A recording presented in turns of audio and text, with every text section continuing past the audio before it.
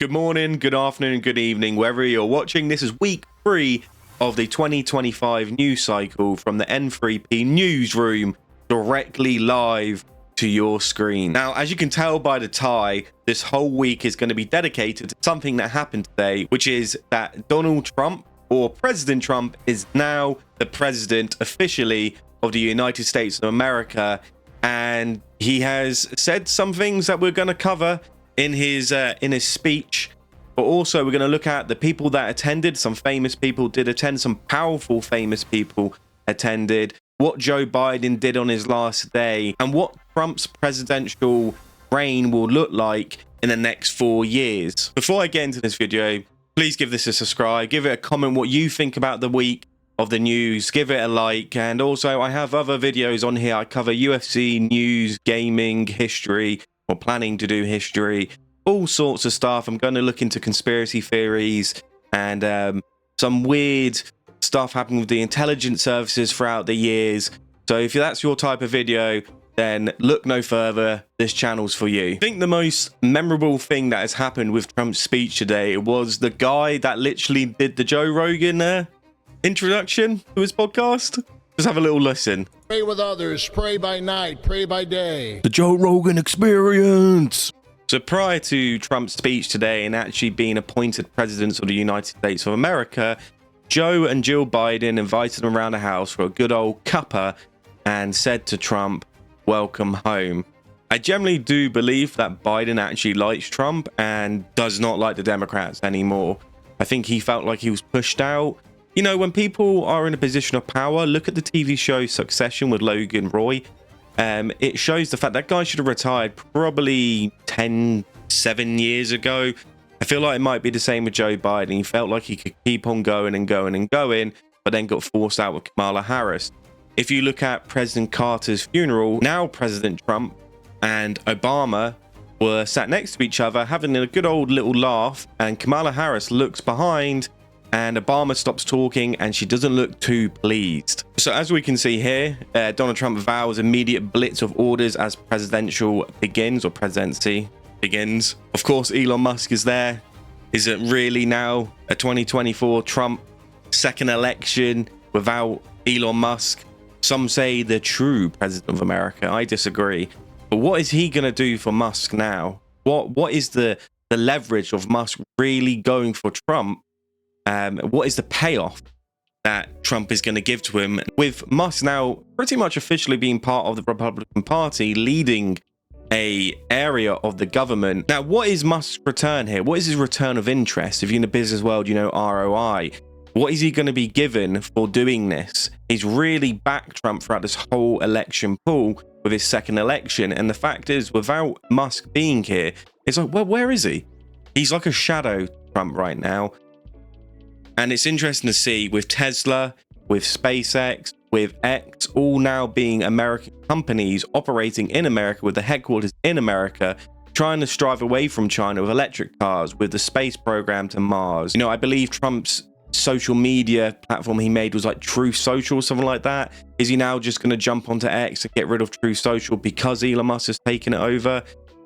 There's a lot of payoff for Trump and Musk, especially if they get to Mars, the first men on Mars. That would be under Trump's administration that he hopes.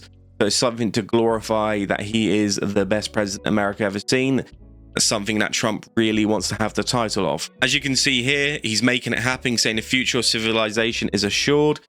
Here we go again with the Mars. He says now there'll be safe cities, secure borders, sensible spending, and we're going to take Doge to Mars, which is Dogecoin, or the meme. Let's see what BBC thinks Doge is. So I was wrong at the beginning there with Doge being part of the government department, but Trump does officially support it. It's him and Vivek who are part of this team to cut spending in America. And Doge stands for the Department of Government Efficiency. As we know here, Dogecoin, it's something that Musk is promoting. Musk has to be the best at everything, by the way. If it's cryptocurrencies, to space, to cars, to energy, and of course gaming, Musk has to be the best at everything. So Doge is just an advisory part of the government. They're going to advise the government officials as to what they believe is the best to cut spending. You know, with Musk being so close to Trump, it's probably not just going to be an advisory. It most probably is going to be, oh, Elon Musk said that, Vivek said that, but in particular Elon Musk, then we're probably just going to do what you say. So they've only got to 2026, 4th of July, which is the Independence Day for America. However, it can be extended. It's not like it's not going to be extended. If they're doing a good job, then Trump's going to say, look, keep going. Next year, we're going to see what it's like then. But America really do need to focus their economy. You know, China is gunning for them, even though China's economy isn't the best at the moment, but they're the king of export and stuff, and everyone needs everything from China. The war in Ukraine, the war with Israel, these are things that are affecting America. So realistically, Trump is here to try and get the best for America, which does not mean it's the best for other countries, by the way. Other countries are going to face the impact of tariffs and making America great for the average person in America. When I worked in like small parts, like nuts and bolts, the boss there was saying that Brexit actually harmed them to the extent of Trump. Not Brexit itself, but Trump. Because Trump didn't want to buy any parts from China, so went to Europe, which meant that it was incredibly hard for us in the UK to get parts in Europe due to the fact that the trade agreements weren't as easily attainable for the UK at that time. Different countries are going to have a domino effect with what Trump is doing with making America great again.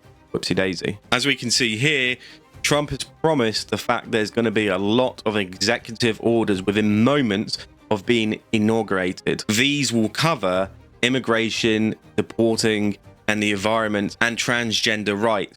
Now, one of the big things that Trump said, that there's only 2 genders legally. That is what he's going to do. He's not making it so you can be anything other than a male or female in the United States of America, which is going to cause a lot of controversy because some people believe that they're not male or female, and then it's the argument of human rights and then denying their ability to actually be their gender that they decide to be. However, the opposing side is arguing that there is only male and female and that it is a mental illness. Come on now, you're going to grow out of it. Let me know down below what you believe is the right decision. Is it the fact that there should only be males and females? Or is it the fact that anyone can decide their gender and whatever they want to be? So there's a lot of worry for how Trump is going to run his second term as president. First time, it was just a warm-up. He was just stretching. He was just seeing what he can and can't do. This time, he's won pretty much everything. If you look at the election a few months ago, I believe in November, he won everything. So not only does he have the support of that government, he has the support of the majority of people who voted for him in America. He also knows who stopped him before. So he knows the tricks and trades of how the government operates. He knows the tricks and trades of the internal domestics within the government. And I think he's looking to crack down on that. This isn't a Trump that's just gonna mess around now. He has essentially full power when it comes to what he's gonna do. He has a loyal team behind him. And it just depends where you align on your beliefs in politics. If you're for the economy and you want to see the economy thriving, you're most probably not going to care about the social side, the environmental side. Whereas if you're the other side, this is a big problem for you. Now, there is a little bit of a worry. Trump was a billionaire before, so he's always been tight with those billionaires. And as you can see here, these men have already moved to warm relations with Trump. Zuckerberg's Meta is banning fact-checking on Facebook and Instagram. Bezos, who owns Amazon, prevented the Washington Post, which he owns, from endorsing Kamala Harris. And all of them have donated millions to Trump. What's going to happen with the unions and what's going to happen in conditions of workplaces with Trump in power? Most probably not that bad, in my opinion, because it is 2025, but you don't know how ruthless Trump is going to be for trying to fix the economy and trying to make it the best economy possible. As you can see with Elon Musk, he wants to be the best at everything, and so does Trump, and that's where they probably connect with each other. Trump is going to strive to have the best economy. That's what he's really focused on, is the economy. I feel like a big thing for Trump is bragging rights. He wants to be known to be the best. You know, Trump came from a rich, wealthy family, millionaires, let's just say, to being a billionaire, and then the Apprentice reality TV show. Everyone loved Trump then. Now being president of the United States of America, he's looking to really cement his name in history, and he probably is trying to think, can I be a gigantic head carved into a fucking mountain? Trump is very good at saying what people want to hear. You look at the Gulf of Mexico and wanted to rename it of Gulf of America. Why? Does it seem like that's going to be more hassle than what it is? Does that change anything at all apart from just changing a geolocation name? And how is he going to do that? He's looked at Greenland. He looked at trying to take over Canada as a state. Is this going to be something like the wall in the Mexico-America border? I don't know, but there's a lot of things that I feel aren't going to come to fruition here with Trump. But I think he's going to do his damn well best. And with this second term, like I said before, he's learned from his mistakes. I do think Trump is going to be ruthless when it comes to what he wants and how he's going to get it. Throughout his whole election run this time around, he has been hit with court cases after court cases after court cases. Not only that, but he almost got assassinated.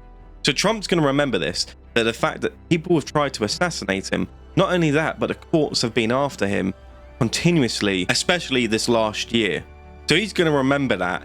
And I just feel he's going to have a reign of terror when it comes to what policies he wants. Immigration with the deportation, the trans rights, the economy, China, keeping peace in the world and making sure America has a strong and thriving economy. And even though people will disagree, if Trump was to do that, let's say you're someone that really supports trans rights, yet you come home every day, let's just say with $500 more. Not only that, but house prices go down, food, necessities go down, and you're also $500 more in the bank, you might probably be like, okay, economy wise, this is going to look good. But that doesn't mean that is going to happen. But if Trump is trying to do that and it does happen, that you have an excess cash now and everything's cheaper, you are going to like that. So here's a little bit more of what executive orders he's looking to try and do on the first day. We have national emergency at the border. Incoming Trump's administration officials told reports on Monday that Trump would sign an executive order declaring a national emergency at the southern border and ordering the Department of Defense to move heavily, allocate resources and manpower to it. This is something like Poland has done with their border. They don't want any illegal immigrants in, so they've built a massive wall, probably taken after what Trump did, but they are very ruthless. If you try to go over the border, from what I've heard, is that they will shoot to kill. So I don't know if Trump's going to go to that state, but there's a potential. So remain in Mexico. He doesn't want any asylum seekers, which are reported 70,000, to remain in America to await hearing. They're going to go back to Mexico to await a hearing, so it costs the Mexican government and not the American government. As I mentioned before, the wall didn't get built fully when he was in his first election. He's going to resume the wall being built. So it does look like he's going to have to do this, especially if a Democrat gets in the next time round. If he isn't able to build that wall, it's going to kind of look bad. But if he does well in this term, you could see another Republican coming in to finish off what he started. So he's also looking at ending the birthright of citizenship. Now this, I believe, is only applying to illegal immigrants coming to America, which maybe is a loophole to the parents staying. I'm not too sure, but he finds it ridiculous that illegal immigrants come to America, being born in America, are US citizens. I don't know how I feel about that, because technically they are US citizens because they were born in America. But this looks like something that he's probably not going to be able to change, or if he does, it's going to be very difficult to change. There's another thing with refugees and asylum seekers. So he's stopping refugees coming in for about 4 months. So he's looking to end asylum to get Mexicans back into Mexico, it seems. It is interesting that it's solely focused on Mexico. And there are other countries like Honduras and the neighboring countries in Latin America that do go to America. Where are they going to go? Is it just going to be Mexico's problem? A really good video to watch is Bold and Bankrupt, going across the border to try to get into America with the refugees. So give that a watch. So this is very interesting. He wants gangs and cartels to be known as terrorists. I didn't know that MS-13 and this Venezuelan gang weren't terrorists.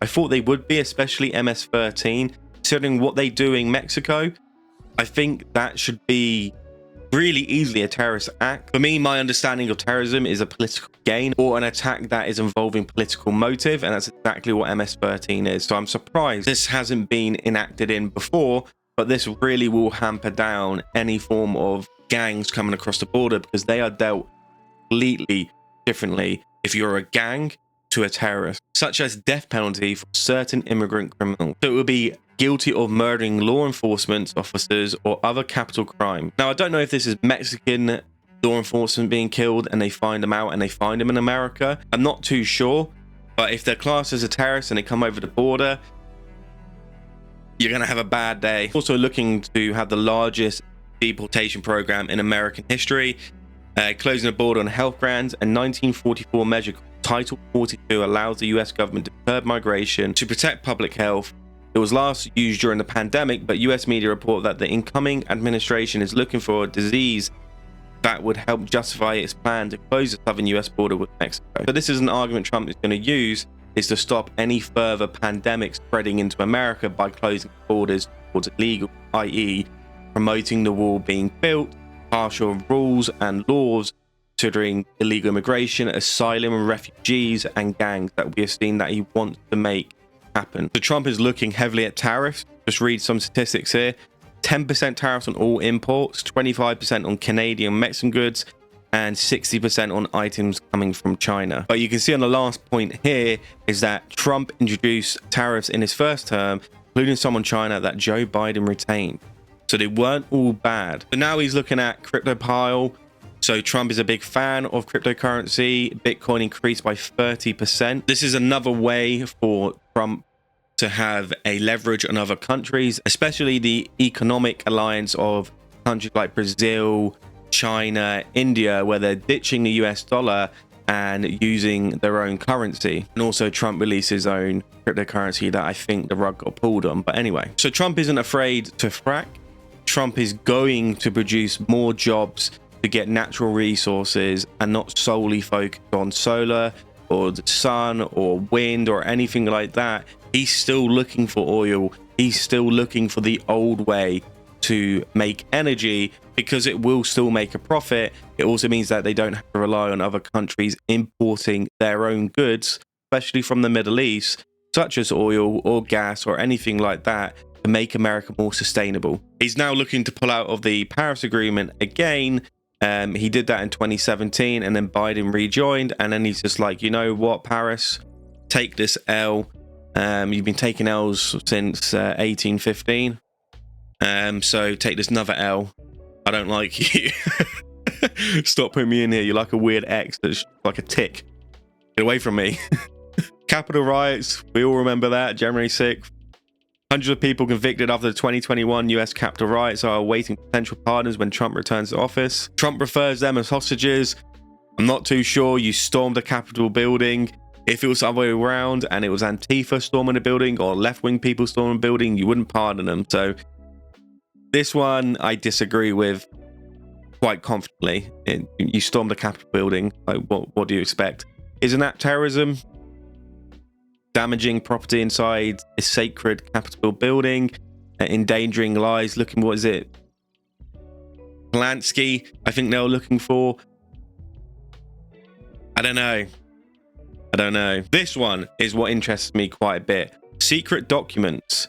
Also at his rally on Sunday, Trump said he would release classified documents relating to the assassination of President John F. Kennedy in 1963, and also his brother Robert Kennedy and then MLK Jr. Stay tuned for that because I will be creating a video on those if they are released, because they need to be released. Stop with this BS, America. Release them. You obviously killed these people, the secret intelligence services, the government, whoever it was, even if it was the mafia collaboration.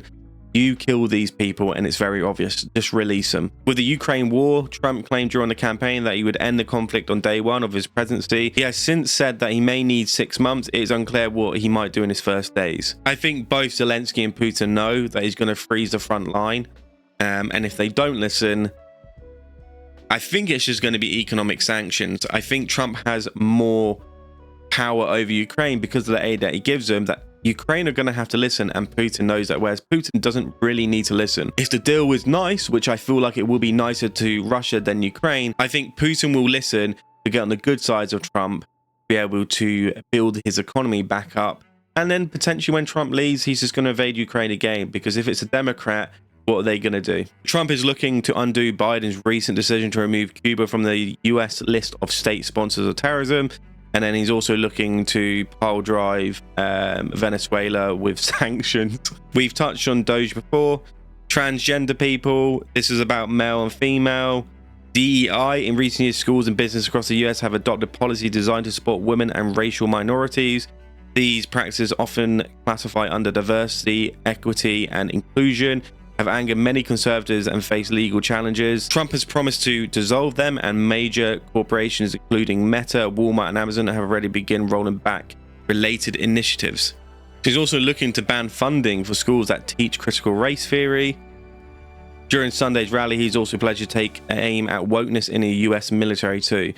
But if anything that doesn't need wokeness, that is the military. The military should have zero wokeness. You are there to protect the country's national security and also potentially take someone else's life. So wokeness in the military will not play out well if America goes to war, and these same people that have been cuddled go to war and they're just not prepared for it. So yeah. He's also having a stance on abortions. This is where it becomes the social side versus the economic side. Even saving 10, 20, 30 million dollars is going to be a lot for Trump to pump his money into elsewhere. So yeah, he's going to go hard on the social side here with abortions. So Trump is looking to give TikTok more time and switching it back on for the US people over there. To find a US partner to buy 50% stake in the app. So we'll see what happened there with TikTok. And we've mentioned the Gulf of America before. Alaska's Mount Denali. That executive order will also call for Alaska's Mount Denali to have its name reverted to Mount McKinley in honor of America's 25th president, the highest mountain peak in North America. President Barack Obama changed the name to Denali in 2015 to reflect what native tribes had called it. Once again, very pro-American there from Trump. This is a pretty cool slide that BBC done of Trump here. These are the people that have come to Trump's inauguration. As you can see, these are the key people here. I think Vivek, Musk. I don't know what's his name. Wasn't very professional there. RFK Jr. That guy's like the border matey. I don't know who these other people are.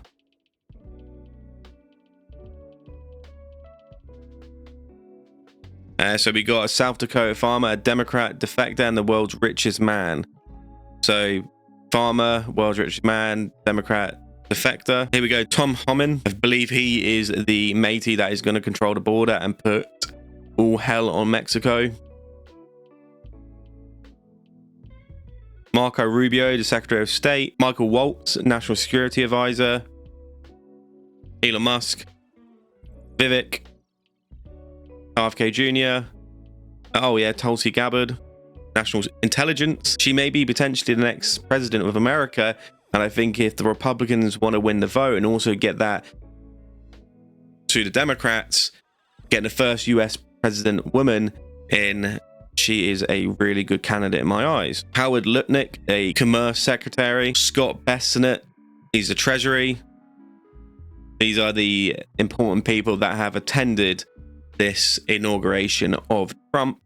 We also have others here. You've got, this is the CEO of Alphabet, who owns Google. You got Jeff Bezos there, RFK Jr. there, Elon Musk, and then Sandy. I don't know who that is. So there's Mark Zuckerberg. You got Jeff Bezos there looking at Mark Zuckerberg. There we go again. You got also Tim Cook here.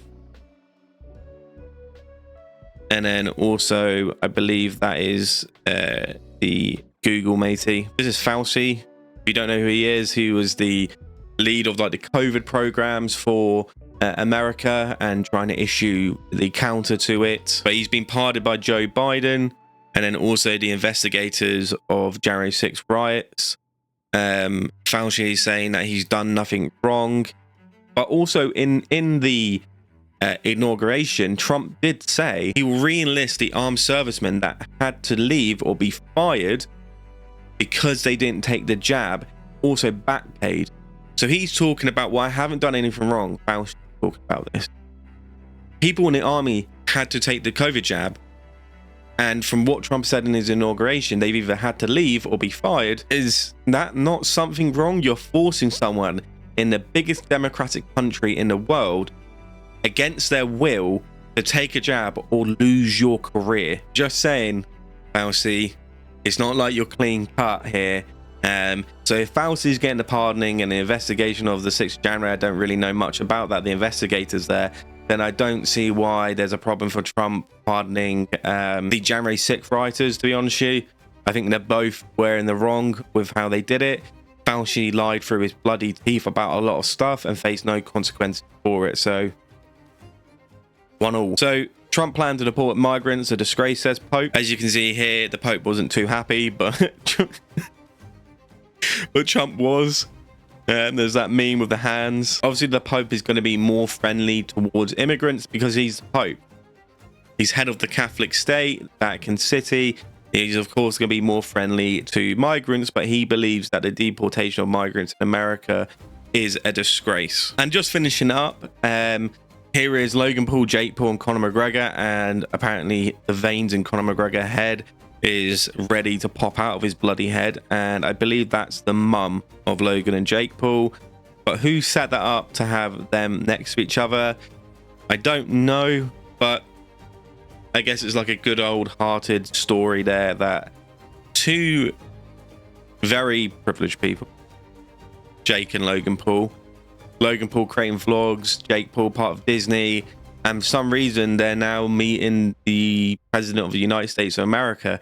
It's weird that would Logan Paul ever thought in 2015 or 2014 or wherever he started making his vlog that he would then, let's say 2015, 10 years later, be going to meet the president, talking about Prime to him, Jake Paul boxing all these people. Both of them are, you know, rumored, or Logan Paul's rumored to fight McGregor. Jake Paul's not rumored but wants to fight McGregor. Would they ever thought that this would be the case? But it's interesting, and it's a nice little story. I know people hate Logan and Jake Paul, and some people hate McGregor, but I think that's pretty cool regardless, that that a random kid from Ireland that grew up in poverty to become a UFC superstar is now going to the inauguration of Donald Trump, and then also Logan and Jake Paul. It just shows that if you put your mind to something, you can really achieve it. So good for them. So this was the end of week 3 news round with now the 47th president of the United States of America, President Donald J. Trump, has now been officially elected into power. We've got a wide range of subjects here today with what he's looking to achieve, the first day bills being signed. Is he looking to pardon people? You know, celebrities coming in such as Jake Paul, Logan Paul, Conor McGregor, Elon Musk, Vivek, the big powerhouses of billionaires like Mark Zuckerberg that owns Meta, Facebook, and Instagram, and I think WhatsApp too. You got Tim Cook there from Apple, Jeff Bezos from Amazon. You got the matey that owns Google or Alphabet. It's been an interesting news week this week. Stay tuned for next week. We'll focus more on other stuff than Trump, but we will probably be talking about Trump quite a lot on Newsweek as he's just become president of the United States of America. I hope everyone has a lovely day, night, evening, afternoon, wherever you are. Just remember, you've got one life, keep smiling, think positive, and hit that the most important thing, hit that notification bell.